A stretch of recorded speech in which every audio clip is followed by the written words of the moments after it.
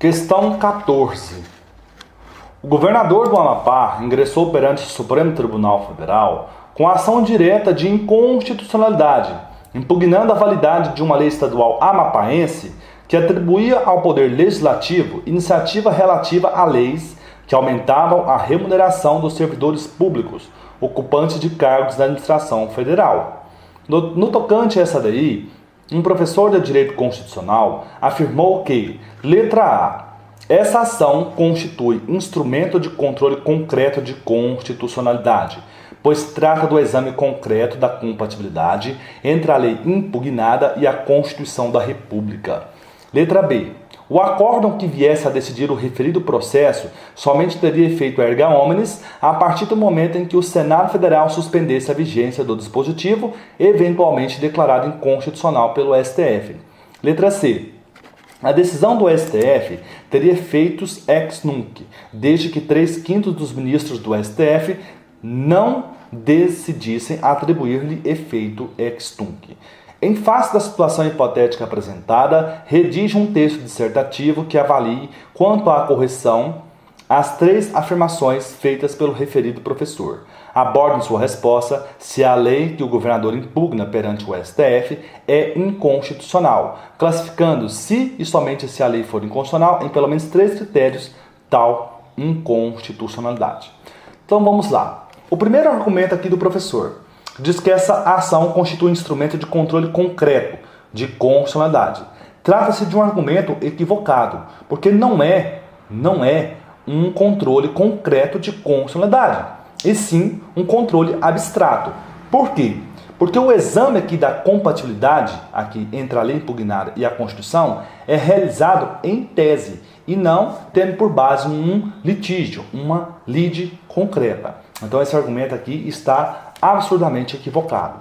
O segundo argumento é que o acórdão que viesse a decidir o referido processo somente teria efeitos erga omnes a partir do momento em que o Senado Federal suspendesse a vigência do dispositivo, eventualmente declarado inconstitucional pelo Supremo Tribunal Federal. Esse fictício professor aqui, ele confunde o controle concentrado de constitucionalidade com o controle difuso.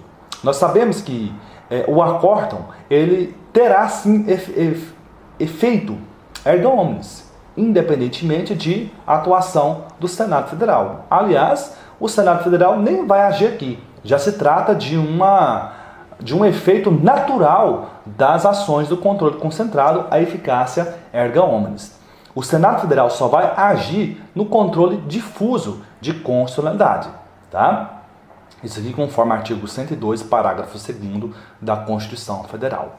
O terceiro argumento é que a decisão do STF teria efeito ex nunc, desde que 3/5 dos ministros do STF não decidissem atribuir-lhe efeito ex nunc.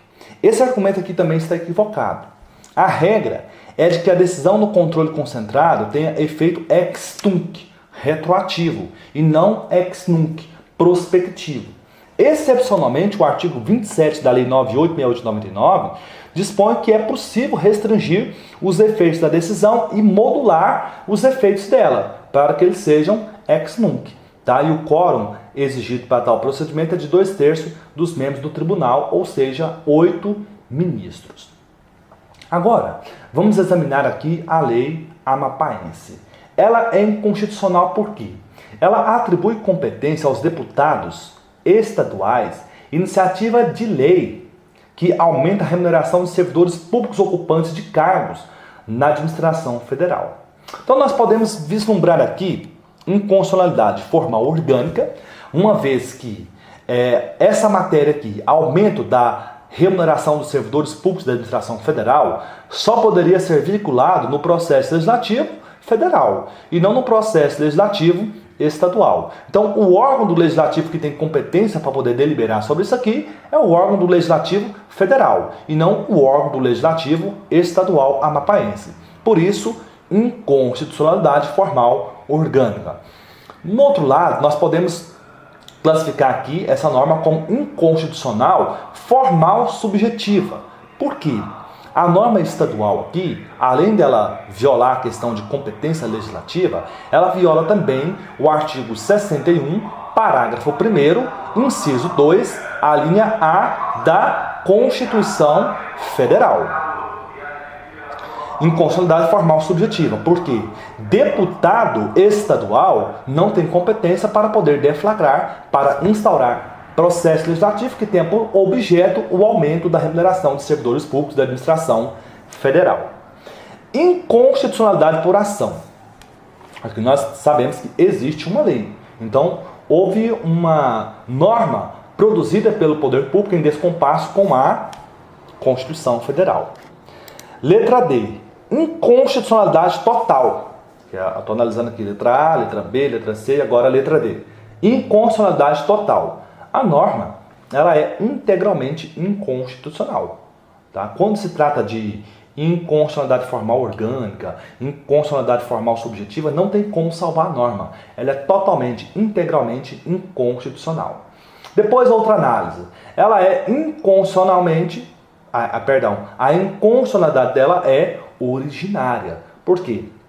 Essa norma aqui estadual amapaense, ela é incompatível com a Constituição da República desde a sua edição, desde o seu surgimento na ordem jurídica. E por fim, a inconstitucionalidade aqui é direta, porque a norma amapaense ela viola diretamente o preceito da Constituição.